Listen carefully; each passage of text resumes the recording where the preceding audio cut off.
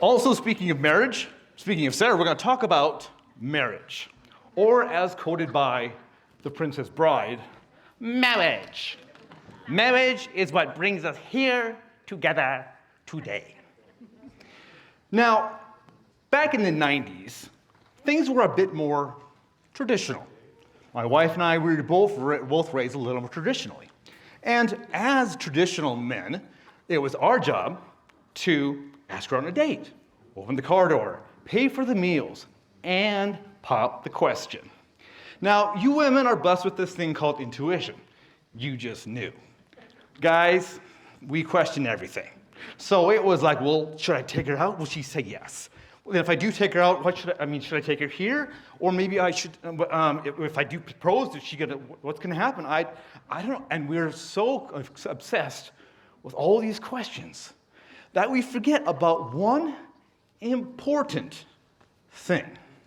We don't remember to realize that when you marry the girl, you marry the family. Ladies and gentlemen, I'm here to tell you about the first time I met Sarah's family. But first, let's back up and give a little bit of background. Now you can tell me, obviously Scandinavian. Blonde hair, blue eyes. You can't see my eyebrows unless I'm in the sun for 10.32 minutes, in which case I burn to a crisp, and that's all you can see. I was born with three other brothers and sisters in southwest corner of Minnesota. Now, apparently, Mom at that time was a great cook, and she not only included the Norwegian things such as lefse and krumkake, but none of that lutefisk crap, right? Yeah. But she also did a lot of the Minnesota traditions, hot dishes, casseroles, soups, and stews. Some of them probably a little bit too much. If you ever want to nerve Sarah out, just go look in her ear and say, pizza casserole. She shuddered right there, she did. Too many times. Now, Mom, when she cooked, she had 3 spices in the cabinet. There was salt, there was pepper, and there was this thing called nature seasoning, which was her godsend. It really wasn't more than a more salty salt. That was all she had. Now, Sarah one time came over and decided that she was going to help Mom cook. She looked at Mom and said, okay, where's the garlic? Mom looked at her and said, what garlic? For a moment in time, it stopped. Sarah entered this parallel universe where she looked and said, what? And her mouth just dropped and everything stood still for her while she tried to understand why anybody would not have garlic in their house to cook. Apparently, my mom's cooking was relatively bland. This I did not know, as will become evidenced later. And even though we were somewhat of a bake family, when we sat down to eat, there was a pass the salt here and a scraping of the plate there, and then we were done, and when we were done, we got off the table and went and did whatever else we were going to do, because we were done eating the thing that you do at the table. Now, let's talk about Sarah. Sarah is Italian, very much from Ron's side. Nancy's got some Germanic in her. And she was born she's one of 7. So a little bit even bigger family. Now, when Sarah and I met, they were living in Hudson, Wisconsin. And it was decided, sorry, I need to back up a little bit more yet, and talk about how that was a bit different for our family than hers. So, what happened was, in 1994, right after we graduated, Sarah came out to live in Rapid City. We got connected, we started dating, things got kind of fast. We said, I love you the first Thanksgiving, and then it was decided I should go out to visit the family on Christmas. So we got in the car, and a couple of days before Christmas time, we roll out there to their house. So it's a couple of days before Christmas, 4 o'clock in the afternoon. We're sitting in Nancy's kitchen. Sarah and Nancy are catching up. And I noticed on the stove, there's the garage pot cooking. Now, anybody know what a garage pot is? That's the pot that's too big to fit in the kitchen, so it sits in the garage until necessary. You know that if you get home from school and the garage pot is on the stove, that is supper for the next week. Right? So Nancy had invited everybody over for that evening. And of course, when you're an Italian family, what do you make for a lot of people? Spaghetti. So she had the spaghetti sauce, her own homemade spaghetti sauce, simmering there on the stove. So she and Sarah and her are talking, and I'm just watching what's going on, listening for a conversation. Here comes older brother. He comes up to the stove, opens up the lid, adds some spices, stirs it up, puts the lid back on, takes off. A couple of minutes later, older sister comes by, pulls the lid up, adds some spices, stirs it up, takes off. A few minutes later, Ron comes by, takes the lid off, adds even more spices, stirs it up, takes off. Now, at first, I didn't think about it because, as far as I knew, that's just a whole lot of nature seasoning. So it might not have been much anything. So it became time for us to then sit down and have supper. So we go to the dining room, which in the house in Hudson was this nice 15-foot by 25 long, wide, kind of like, those big dining rooms in Cinderella where they were shouting at each other, big old table on there, about 13 people coming over, all of Sarah's brothers and sisters, the potential soon-to-be married others, and her Aunt Deb. So here we are, all getting into this big room. First thing I notice as I walk in this room is that next to the table, or next to the plates, are set two things. One is a soup spoon. Yes, Nancy, these are your spoons.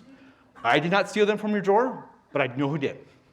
I will return them, or that person will return them. What's a soup spoon doing? I'll talk about that in just a little bit. But first, we need to discuss this. Now, this atrocity was supposed to be a fork. But as you can see, if you can't see in the back, there are only 3 prongs here. They're on at 4, there are only 3. Not a fork, it's a trident. Not a fork. Forks are for poking, and this, no, none of that. So here we go. First thing Nancy brings to the table is the salad. Do you know that they use vinegar for cooking? I did not. So I jump into that salad right away. That Italian dressing on that salad perked my virgin mouth up really quickly. And then, when everybody was done eating it, they were fighting over who gets to drink the juice. So they would take the big salad bowl and just drink the rest of the dressing. What is going on? What? I could barely eat the 5 pieces of salad on my plate, much less the whole bowl. Then comes out the spaghetti. So we got everybody on this big table. Ron's over here, Nancy's here, of course. I'm kind of right over here. Now, we all know that Ron has a problem.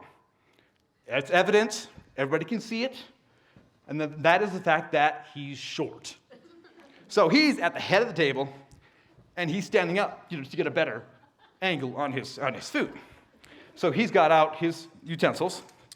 He's got his, not a fork, in his right hand, this soup spoon in the next. And I said, okay, guys, this is how you eat spaghetti. And he says, okay, you put it in here and you wind it up, and then off you go. And he starts chowing down on his spaghetti. So as I'm sitting here watching him eat the spaghetti, because, I had about 3 bites of mine before I realized that I didn't have enough water to eat any more than that, because my mouth was just on fire. My tongue was already swollen inside my mouth. It was over for me. But here he is eating the spaghetti.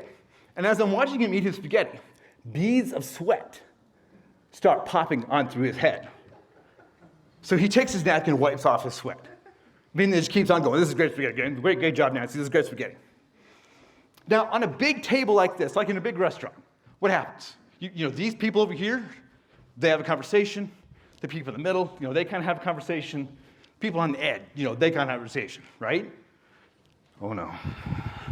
This person was talking with that person was talking with this person was talking to that person over there, then this person over here was adding to this conversation over here, and that person over there was talking to this person over here, and Ron's over here going, this is great spaghetti, and he's wiping his face, and Nancy's over here talking to somebody else over there, and all the grown women, they have this raw voice, and then the person talking to that person over there, and I just sat back and watched this spectacle, like, what in the world is going on? This went on for an hour and a half. We were done eating an hour ago. We were still at the table, not having a conversation in nice, comfy chairs. No, we were at the table, still talking blah, blah, blah, blah, blah, for an hour and a half. Then Nancy gets up and says, "Who wants coffee?" And it goes on for another half an hour. Now, you would have thought, at some point in this whole debacle, I would have said, wait a minute, this is the way it's going to be anytime I get together with this family, right? I should, red flag, maybe I should think about this, what's going on? You would have thought I would have said something about that. But this was 1994. There were no cell phones in my pockets so somebody could text me and say, "Hey, do you need an emergency call?" I couldn't check Facebook and say, "How am I?" Oh, a quiz to see how my compatibility is with my girlfriend's parents and her family. No, none of that. So I married the girl. And for the next 25 years, we went to Hudson, Wisconsin to have Thanksgiving with the entire family. And as you would expect, the kids got married and had more kids. So at one point, we were all in this big gym having Thanksgiving dinner while the kids were running around and everything was happening, all this loud noise stuff going on for 25 years. Now, you would have thought at some point that would have been a problem. But after a while, you really kind of learn to appreciate and love that big family feel. It was really funny to us as the married in, as the older kids grew up to then bring their boyfriends, girlfriends, and we sat in the corner and we kind of watched their faces kind of fall as they watched everything going on. And we just kind of laughed and smiled and went over to them and said, "Yeah, that's yeah, remember that? Yeah, good times, yeah." Now, for those of you here, might listen to my story and say, "You know what?" You either nod your head and say, yeah, I get that. Yeah, I'm 100% with you. Or the other side is, "I'm the only child. That sounds terrible to me. That big of a family, holy crap, forget about that." However, let me tell you about something else about this group right here. Last Saturday night, as we were leaving, I took a picture. Can't see it as well, of course, with the lights on, but that right there is the end of the day, the end of the week, Saturday night, all leaving to leave. That right there, that's a family. Family ain't got to be blood. So those of you who are wishing that you don't have to be a part of a big family, you kind of are. Now, I know that you might say, Brian Wart's here, that Brian's here. We're sure we're going to be okay with that. You don't have to like everybody here, but here you can come and be together. Here you can come and talk about what you know, and people don't look at you funny. You don't have to find another way to explain it so that it makes sense without them really talking. You can talk and people understand what you're talking about. You can have respect for what the other person is doing because they've got their own business and their own life, and they're taking care of life in their own way. And you can learn from each other. Even Brian Ward said some smart things every once in a while. So I'm looking forward to the next few days, to tomorrow, and eating together with you at Minerva's for the final day as a family, where we will eat with real forks.